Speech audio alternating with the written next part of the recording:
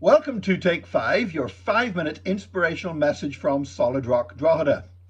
The saga that has been playing out in Australia with the tennis player Novak Djokovic has got people's backs up. There are people on either side of the issue, very emotionally invested in it, very angry about it. One thing that I've learned is this, that sometimes we see things differently from one another, even to the extent of feeling very strongly about them because of the circumstances that we ourselves have been through. For example, during this pandemic, there has been a perception among many people that they've observed restrictions, they've basically cut back and missed out on a lot of stuff in their lives, and yet they feel that the rich and the powerful have not paid a similar price. So it's easy to understand why ordinary, everyday Australians, some of whom have not seen family members for nearly 2 years, haven't been able to attend weddings, haven't been able to be at the funerals of some of their closest loved ones in their lives, it's understandable that they will feel aggrieved when a rich and a powerful sports personality doesn't seem to be subjected to the same rules that they are. Therefore, they feel angry. However, it's also equally clear to me how Novak Djokovic would feel angry when he arrived in an airport believing he had done everything he was told he had to do in order to get his visa and enter the country, only to then find that they were trying to deny him entry at the last minute. And that brought back to me a memory of something that happened to me. A number of years ago, I was flying into Nigeria. And as I flew into Nigeria, I had checked beforehand with the embassy whether I needed to take my yellow fever vaccination certificate.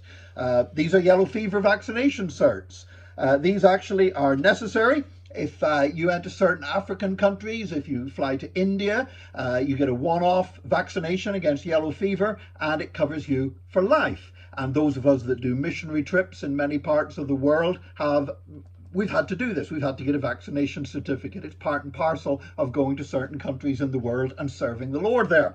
Now, you might say, if it's a one-in-a-lifetime thing, why am I holding up 2 of them? Well, I've actually been vaccinated against yellow fever 3 times, even though you only need to be vaccinated once. Why? Because I keep losing my certificate and I have to get an injection again. So I must have more antibodies against yellow fever than anybody in history. Anyway, I'm arriving into Lagos Airport.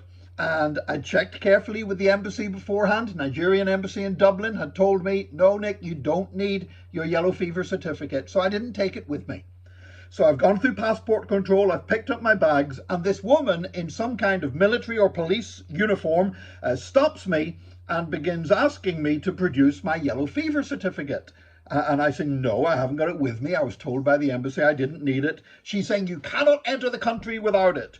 You will be taken away by the police to quarantine and all. Oh, you know what? And I just began to get angry because I had done everything I was told I had to do for getting entrance into the country. And now here's somebody in some official capacity, in some uniform, trying to stop me.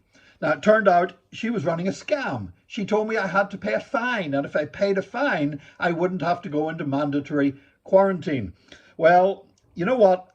I'm not a rich, powerful sports personality. I don't have high-powered legal teams at my beck and call to fight my case. There was no international media interested in my predicament. And so what I did, I said, so what do I do? She said, well, if you pay a fine. So I pulled out my wallet, and I'd recently been in Korea, and I had a little bit of Korean money, so I pulled out a note for 10,000 won. Now that sounds a lot, but 10,000 won is actually worth about €7.40. So anyway, I said, look, I've no smaller notes. This is all I've got. She looked at those lines of noughts on the 10,000 won note. Her eyes lit up like a cash register. She snatched it and said, that will be perfect for paying your fine. Now you may go. Now, in the end, it only cost me $7.40, and you know, I had to chuckle at the thought of her going and changing that note and her anticipation turning into frustration when she found it was pretty well worthless. But I can still remember the anger I felt that I was being denied when I had done everything I was supposed to do, and I was being denied the right to enter the country because somebody was springing something on me at the last minute. And I remember how unjust that felt. And And thank God it wasn't a lasting complication for me on that trip. I was still able to go and preach and do all the stuff I was in Nigeria to do. However, that experience helps me understand why Novak Djokovic would feel very aggrieved indeed at the airport in Melbourne. Sometimes we disagree with one another, and we even disagree with each other very strongly, to the point of where we will view each other as enemies because we hold strongly opposing opinions.